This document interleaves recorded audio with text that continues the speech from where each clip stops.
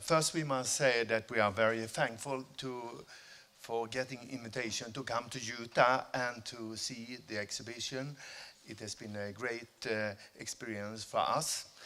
Although this is the second time we are here, because when the Carl Bloch exhibition were, I had the privilege to loan one painting of Carl Bloch, Christus Consolator. It's a painting that is in another shape, and now from another church in Sweden. I told you to say something else too. We also find Dawn to be a very, very nice person and friend during these 3 years and before that. Yeah. I forgot to say that, but he means it in his heart. I think I met Dawn every year since 2004. Then she phoned me and asked me to open the church. She and the other members of your staff could see the paintings. But perhaps you come next year. Yes, we've been asked to talk about the Church of Sweden and the Lutheran Reformation. Just to give some background on the country and the churches that these altarpieces are in. The Church of Denmark is a little different, but still, from this point of view, quite the same, you would say. And we will do that. How do I get it forward here? I would just push. We will go through by talking about the Lutheran Reformation. That will be a quick 3-minute version. The real one was a little longer.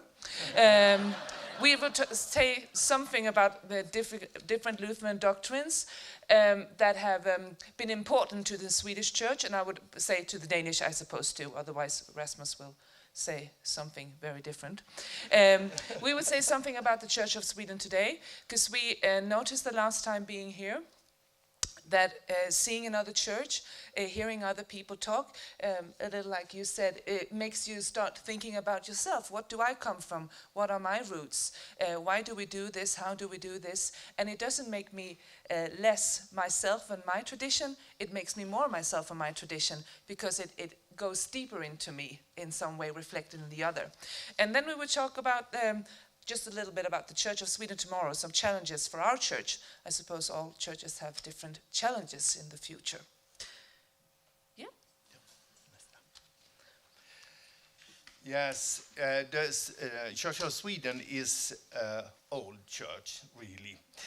And you can say that Christianity arrived in Sweden in the 9th century. And but it took about 300 years before the king got baptized. Then everyone wanted to be Christian, really. That's the way it works when kings decide. But the things that most people did experience was that they were building churches. Approximately 1/3 or more of our churches were built in the 12th or 13th century. So we have a lot of old buildings. But with Christianity also came people from the continent, and they brought new knowledge. Knowledge of agriculture, of building houses and big cathedrals and so on. So Sweden were in some way enlightened through Christianity. And then the church you see here on the right side is the oldest standing building in Sweden. It's Dalby Church, and it's from 1040. So it's used today, and besides this church, there have been a monastery also. And really, the oldest church, no.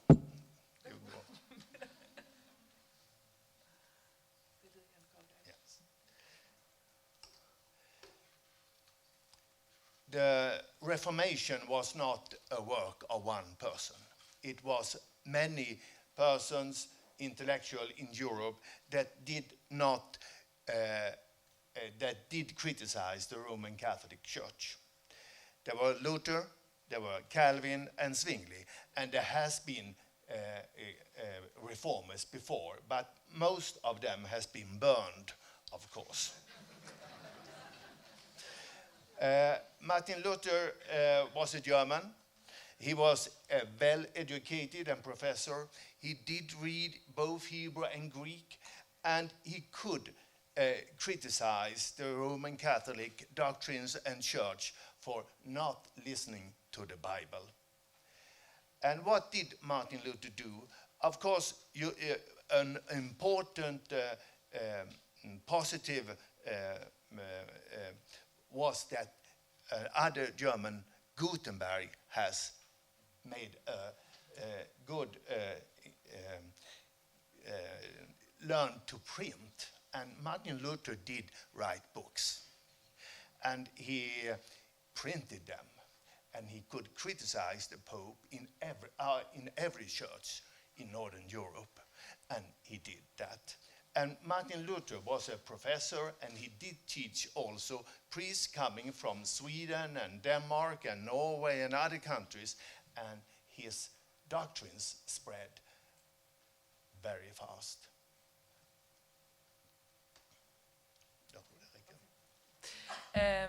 So we're taking out some of the 95 theses, which you saw on the, maybe I should show, on this is the Church of Wittenberg, the door where he put his 95 theses on, criticizing, or maybe not really criticizing, he still wanted to be the Roman Catholic Church, but he was trying to make it better.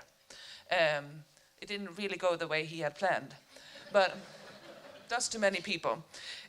So some of the most important things are still important today for forming the church that it is today. We've decided to take. One is that the Catholic Church has become a church where you could buy salvation. You didn't have to go through purgatory if you had money. You could buy your way, and the priest or the cardinal, or even if you were even higher, the Pope would do extra prayers for you, and you would get straight to God. Martin Luther said that this could not be the way.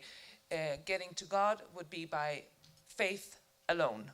And that's still very important in our church today. That would also say one of the beginnings of equality in the eyes of God. No one is more or less than the other. The other one, he said that, I actually took a quote from the net, Sola Scriptura, that will be in Latin, who said that it is the Bible, not tradition or church, which is our final authority. We must go to the Scripture to find the talking about God, how to reach God, and how to be the persons we want to be and the persons God wants us to be. He also said one of the most, I think, important things is that the people of those days, they went to church approximately, I would say they would go every Sunday, or even more. And the Mass or the service was in Latin. Not many people could read it these days, so they could not even understand if it was in their native language, so they could not understand Latin either. That was one of the reasons why pictures in churches were important, because that was the service or Mass for them, so to say. Martin Luther said that the service, the Bible, and the hymns had to be in our native language, so that we could all by ourselves have our own connection to God. Before the Reformation, the congregation were not singing. They were listening to songs. Yeah. Only. And Martin Luther did a very smart thing when he also wrote a lot of hymns, which we still have in our psalm books in Sweden, I think in Denmark too, because we have many hymns together. He thought, how do I make people learn them very quick to sing them?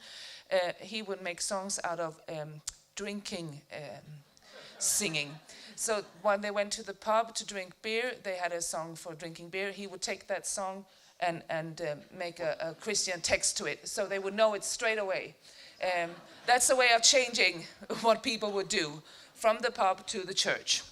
He was a smart man.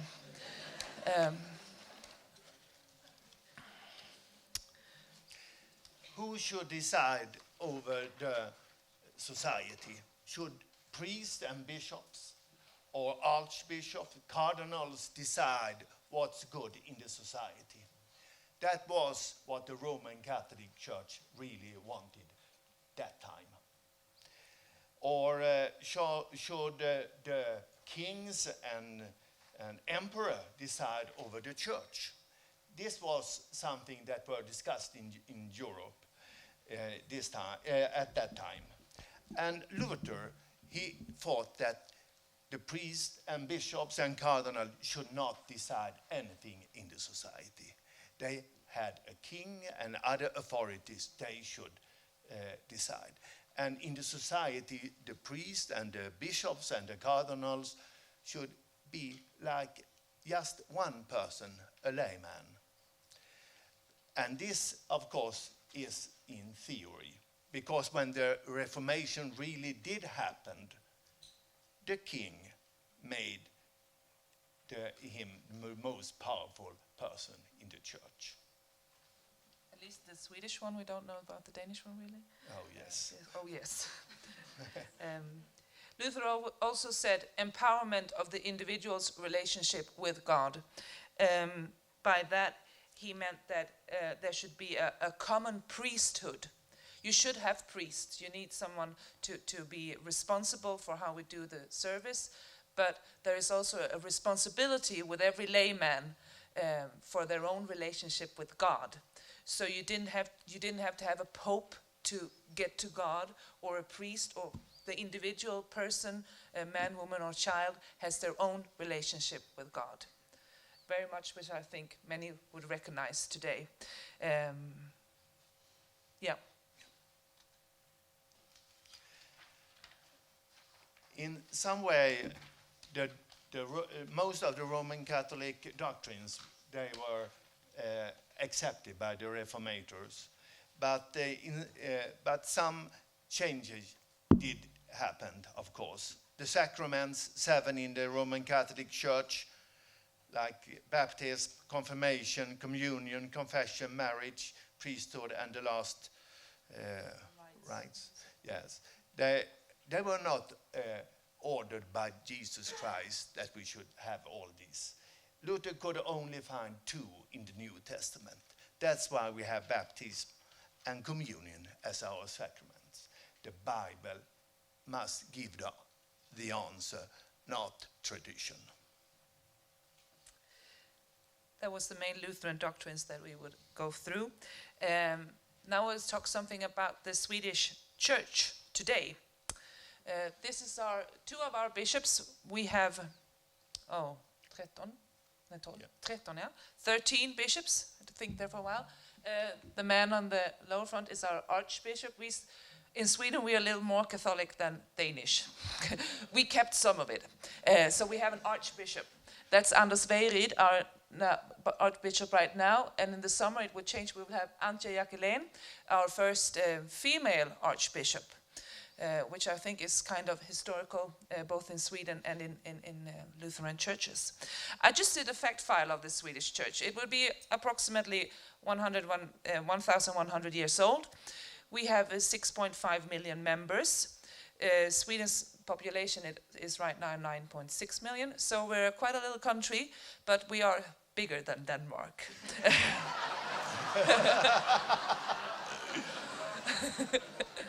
A lot bigger than Denmark. We have a church that actually has a lot of employees. We have 23,000 employed. Of that, there would be 3,247 when we left home priests and 1,172 deacons. We have 3,500 church buildings, and 1/3 of these are from the Middle Ages, so a lot of membership fees, and we still get some help from the state, goes to renovating and keeping these cultural and religious buildings alive. The church fee is 1% of the members' wages. If you're a member, it will go straight from your salary. It's a democracy church. We have election every 4th year, and we elect for 3 different instances. And you're allowed to do an election when you're 16 years old. For the government, you would be 18, but the church has decided that you could be 16. And I said about the archbishop. Yeah, and there are 3 levels. You can vote for the church parliament, you could say. And the church parliament does decide things that are common for the whole church. And they meet 2 times a year, and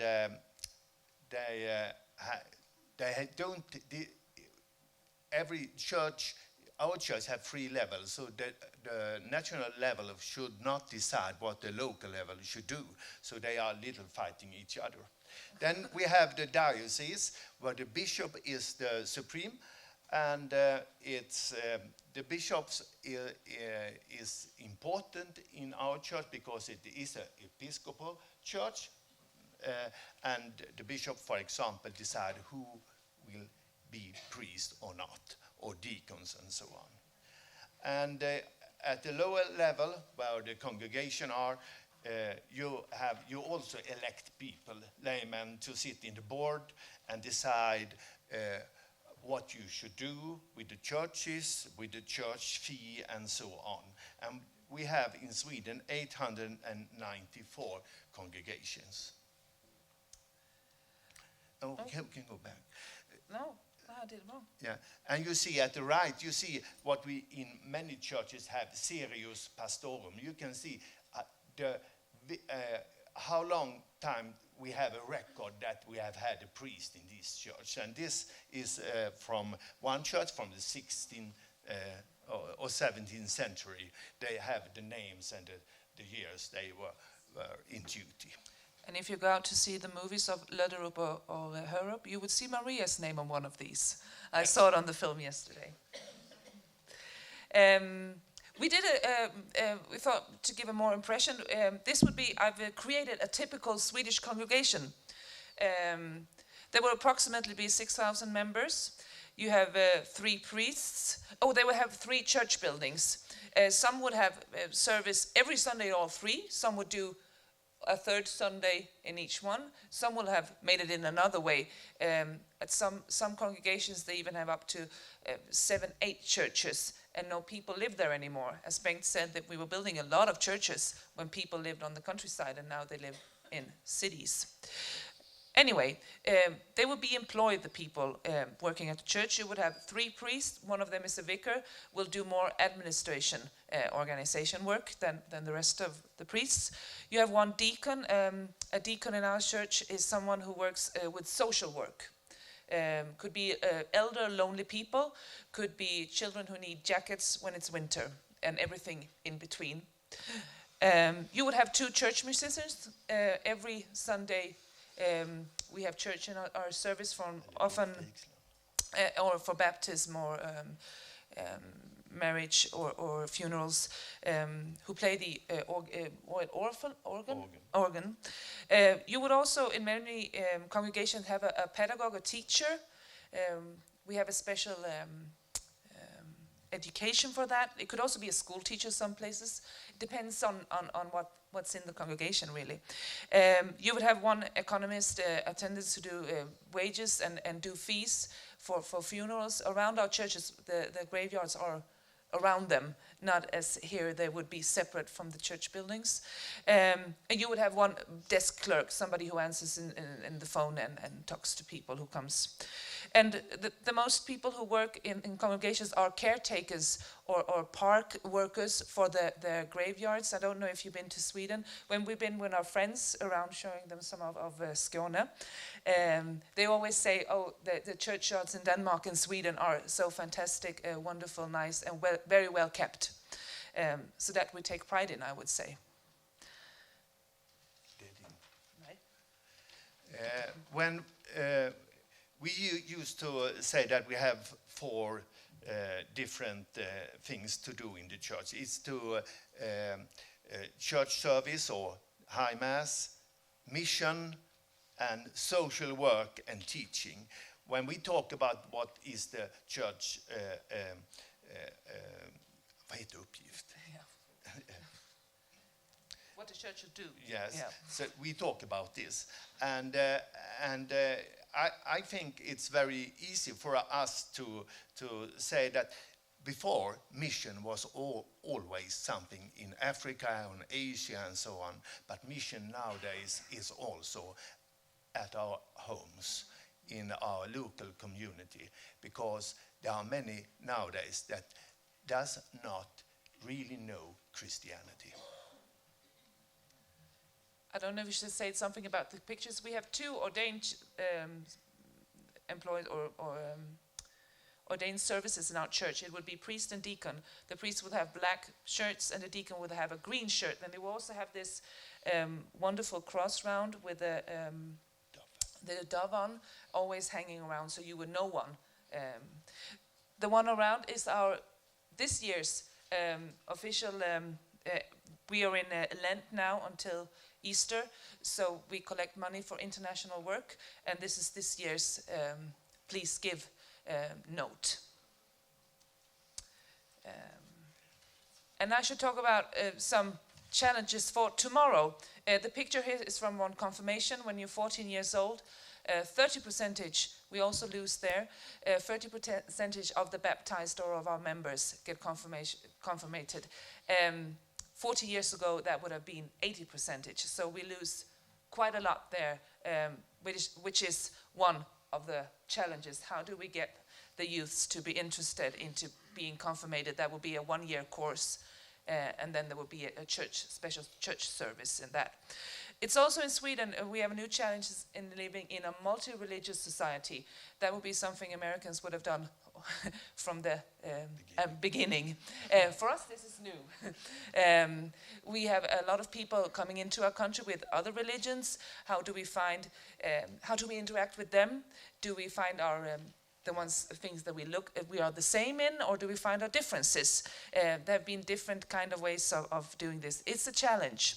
And who am I and who are we in this multi-religion? Like I started saying, seeing the other one, many people think seeing the other one, I will lose myself. But I've experienced by myself, and I think many experienced seeing the other one, you will be stronger in yourself because you have to think and learn about yourself. Fewer people are baptized. That's also one of the challenges. How do we get parents to want to baptize their children, to get out the message of meaningfulness in that? And now the baptized percentages came, it was 60%. So that's also going downwards from being 100% 100 years ago. The church buildings, it's very expensive to keep old buildings alive and well. And that's a priority in the congregations. Since 14 years ago, we're not a state church anymore. We are a membership churches, and would we use the fee? We get some amount from the state, but it's still, what will we use the membership fee for? Will it be to restore the church building, or would it be to activities? What is the church about? Is it the building, the activity, or the mission? I think you have the same kind of questions in your congregations today. What to use the money for, really? And one thing is, which uses a lot of money, is the church buildings. Since we have so many churches built in the 12th and 13th century, and nowadays people are not living where these churches were built in. So we used to say that 90% of all our churches are where there lives 10% of our people. So 10% of our church give service to 90% of the population. So this is the problem. It's very hard to argue for putting money in churches no one really goes to. And if you want to know more about the Swedish church, we should end there. You can go into our website. There will be an English button which you could press, and then it will come a lot of information or deeper information about the Yes. Swedish Church. Yes. Thank you. Tack och lov.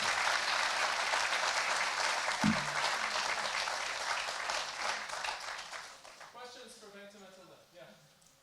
In the past, the vital records like births and marriages and deaths were kept by the Lutheran Church in Sweden. Is that still true, or does the government? What's up? Shoot, Yes, until 1991, the church had all the records, and then the state took over and have these files now, and the churches have sent their church papers to the archives, and you can read nearly all in digital instead. I know that the Danish church files are on the internet. You can just go into the Danish state church and you can press your way to it. The Swedes haven't come that far yet. But you cannot go to a church office these days and get the church books. They will be in the historical archives at the state. Actually, there is Swedish archivaler or some archivalette Oh. on the internet. Yes, they are. At the Lutheran Reformation. Yes.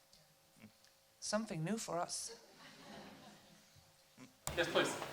What's the process to become a deacon or a priest? Is it an educational process or a calling? Since I've been being through this, the last of us, so I'll take. You have to do 4 years at university to get a Master of Theology, and you can not only get a Master of Theology to become a priest in the Church of Sweden. You have to do several courses like original language. And I think this is for the Danish too. And you have to do a Swedish church history. In the language we mean Hebrew or Greek of that time, not nowadays, so you can read the Bible or original language. After that you do 1 year practical year where you practice with dolls to baptize really, and you practice having funerals with empty caskets yeah, well, it's very good because it's very, when you come to that day, you have to be very aware to be for the congregation members. And you talk about what you do and get a practical education in this. Through all this, you also have, the bishop has to, in Sweden, it's like you have to go to what do you call that, a conference for having a yes. If the bishop, you can have a no. I think that 20% gets no's. And of that, 80% are men, which is very strange. In Sweden, the priesthood have turned from men going to women. And this conference would go, you would meet psychologists and the bishops and everything saying, I don't know if it's, would say it's a conference of you being quite normal. And then you would get ordained, and in Sweden, this is not in Denmark, here's a little difference, you would get, the bishop would place you the first year in a congregation. Like I don't know if you're a doctor in the States, one of your first or 2 years you will have a mentor or go by someone. The same thing when you're a priest in Sweden, you will have 1 year. And after that you're free to apply for other works. And a deacon would be 3 years of social working at university. You could be a nurse before, and then 1 practical year, and then you would get ordained as a deacon. And it's the same thing, you have to go to this conference to Bernd. Okay, is there a 19th century realist, a Swedish religious painter that's known? It's probably not an area that you might know, but who is the Swedish Karl Block? Do we need to have one when we have Karl Block?